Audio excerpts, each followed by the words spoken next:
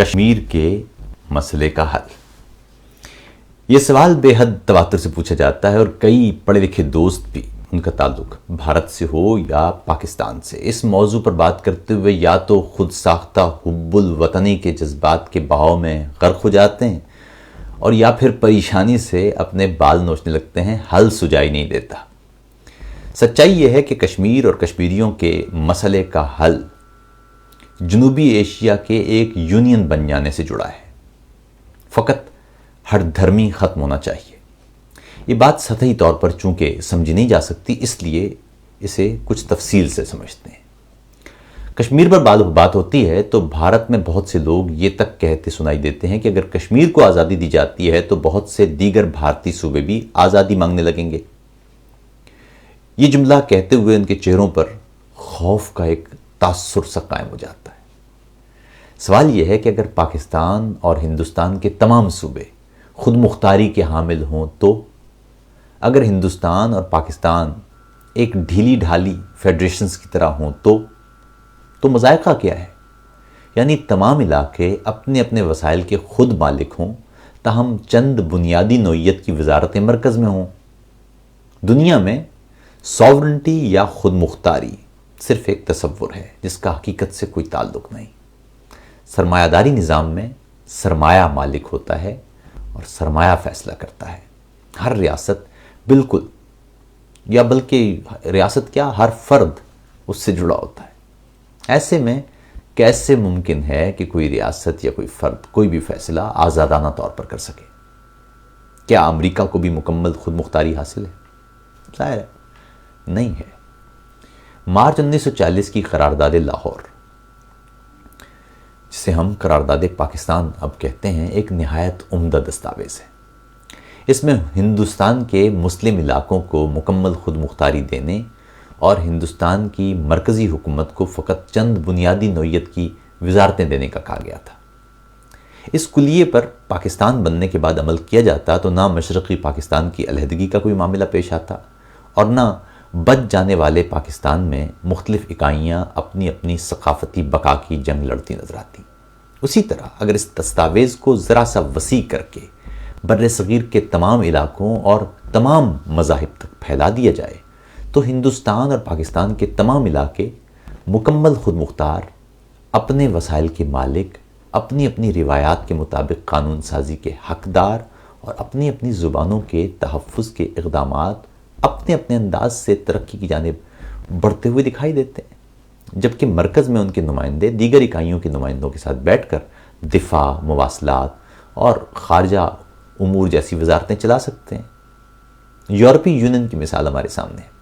یہاں تین اطراف سے فرانس اور چوتھی جانب سمندر کے ساتھ لگا ملک مناکو، جس کی کل آبادی کوئی 36-37 ہزار ہے۔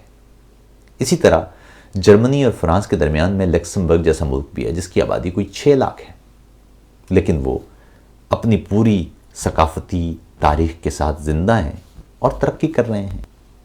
یہ ممالک اپنی قانون سازی خود کرتے ہیں، اپنی ثقافت، زبان اور دیگر امور جیسے یہ سارے امور خود دیکھتے ہیں، مگر وسیع تر معاملات کے لیے اور مفادات کے لیے یورپی یونین کے پرچم تلے بھی جمع ہیں۔ بر صغیر میں ایسا کیوں نہیں ممکن کہ تمام اکائیاں اسی یا ملتے جلتے اصول پر اپنی اپنی آزاد ثقافتی حیثیت کی حامل بھی ہوں اور پاکستانی یا ہندوستانی فیڈریشن اور مستقبل کی کسی جنوبی ایشیائی یونین کے ساتھ جڑ جائیں؟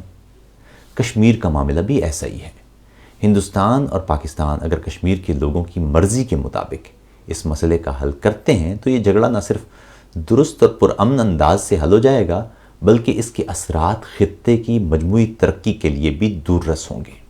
مسئلہ یہ ہے کہ ہندوستان اور پاکستان میں ایک خاص طبقہ یہ مسئلہ حل کرنا نہیں چاہتا، کیونکہ عدم استحکام میں، خطے کی تباہی میں یا کم از کم غیر یقینی کی صورتحال میں ان کا بہت فائدہ ہے، ان کے بہت مفادات ہیں۔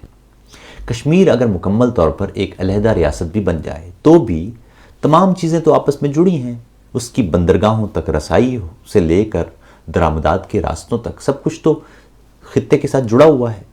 علاقوں پر قبضے فقط ایک خاص طبقہ وسائل لوٹنے اور انسانوں کا استحصال کرنے کے لیے کرتا ہے، ورنہ انسانوں کی آزادی سے کسی دوسرے کو فرق کیا پڑ سکتا ہے؟ اس وقت ہماری حالت یہ ہے کہ ہمارا قریب ہر شخص گلگت بلتستان کو پاکستان کا حصہ سمجھتا ہے، اور دستوری طور پر گلگت بلتستان کے شہریوں کو پاکستانی نہیں کہا جا سکتا۔ یعنی گلگت بلتستان کے پہاڑ اور وادیاں تو پاکستانی ہیں، مگر ان پہاڑوں اور وادیوں میں بسنے والا شخص پاکستانی نہیں ہے۔ ہندوستان کے زیر انتظام کشمیر میں سیاست کا حق اسے دیا جاتا ہے جو ہندوستان کے دستور پر اپنا یقین ظاہر کرے، اور وہ علاقہ جسے ہم آزاد کشمیر کہتے ہیں، وہاں کوئی پارٹی رجسٹرڈ ہی تب ہوتی ہے یا کوئی شخص انتخابات میں حصہ ہی تب لے سکتا ہے جب وہ پاکستان سے الحاق کے غیر مشروط دستاویز پر دستخط کرے۔ کشمیر ہندوستان کا اٹوٹ انگ اور پاکستان کی شہرگ کے نعرے میں وہاں کشمیریوں کی شہرگ کٹ رہی ہے اور انگ انگ زخمی ہے۔ کیوں ممکن نہیں ہے کہ پاکستان اور ہندوستان کی قیادت خود ساختہ اور جھوٹی حب الوطنی کی کھوکھلی نعرے بازی سے باہر آ کے کشمیر کے مستقبل کا فیصلہ خطے بھر کے مستقبل کے فیصلے کی طرح کریں؟ کیونکہ کشمیر کے مستقبل کا فیصلہ خطے بھر کے مستقبل کے فیصلے پر یا مستقبل پر گہرے نتائج کا حامل ہے۔ ہم سب جانتے ہیں کہ جنگ اب نہیں ہو سکتی، اور ہوئی تو وہ آخری جنگ ہوگی۔ تو اگر جنگ ہو نہیں سکتی تو کیوں نہ یہ طے کر لیا جائے کہ اس یوم آزادی کو ہم جنوبی ایشیا میں بسنے والے قریب 1.5 ارب انسانوں کی آزادی اور ان کی ثقافتوں کے احترام اور ان کی تہذیب کے تحفظ کے لیے راستہ متعین کرنے کی قسم کے ساتھ شروع کریں گے۔ گورا بر صغیر سے جاتے ہوئے ہمیں مذاہب، زبانوں اور نسلوں میں توڑ گیا، اور ہم پر وہ لوگ مسلط کر گیا جنہوں نے برطانوی سامراج کے جانے کے بعد بھی یہ تقسیم ختم کرنے کی کوشش نہیں کی، بلکہ کسی نہ کسی صورت اس تقسیم کو ہوا دیتا رہا۔ آج ہندوستان کی اقلیتیں بھی خود کو غیر محفوظ محسوس کر رہی ہیں، اور پاکستان کی اقلیتیں بھی خوفزدہ ہیں۔ کیوں ممکن نہیں کہ ہم تمام مذاہب کے بسنے والے اپنے اپنے مختلف نظریات کے باوجود ایک دوسرے کے ساتھ امن اور محبت سے رہ سکیں؟ یہاں علمی مباحث ہوں، یہاں ثقافتی میلے ہوں، یہاں رنگ اور زندگی ہو، یہاں اذان کی آواز بھی ہو اور گرجا گھر کی گھنٹی بھی بجتی محسوس ہو، یہاں ہندو بھی تحفظ کا احساس محسوس کریں اور سکھ کے ساتھ مندر جائیں، اور سکھ بھی امن کے گیت گانے، گرو نانک کے گیت گانے گردواروں کا رخ کر لیا کریں۔ ہندوستان اور پاکستان میں ان دونوں ممالک میں ایک خاص طبقہ یہ نہیں چاہتا کہ خوف، بد اعتمادی اور نفرت کی یہ فضا ختم ہو اور خطے کے لوگ ترقی کریں۔